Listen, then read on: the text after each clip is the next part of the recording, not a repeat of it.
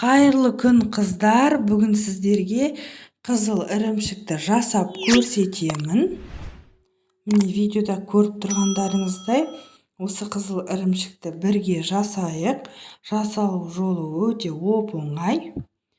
Менің рецептіммен жасап көріңіздер. Егер менің видеом ұнап жатса, менің каналымның дамуына үлес қосып тіркеле кетіңіздер. Ең алдымен бізге сүт пен айран қажет. Осы ірімшікті жасау үшін газдың астына шығарып, сүтімізге айранымызды қосамыз. Айранды қосқан кезде біздің сүтіміз іри бастайды. Жақсылап араластырыңыздар. Мінекей видеода көріп тұрғандарыңыздай біздің сүтіміз іріп келе жатыр.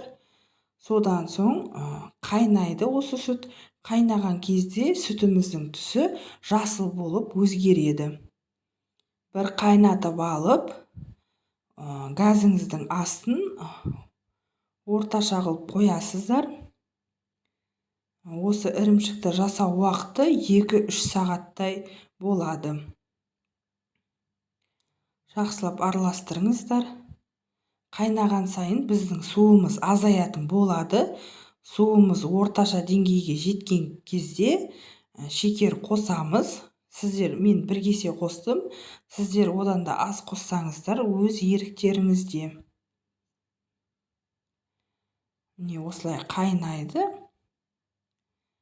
Міне суы азайып келе жатыр. Мен осы кезде шекерді қосамын.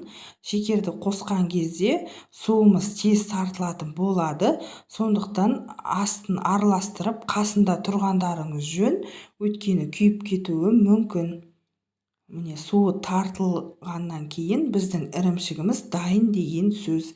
Сіздермен бірге болған салтанат. Назарларыңызға рахмет.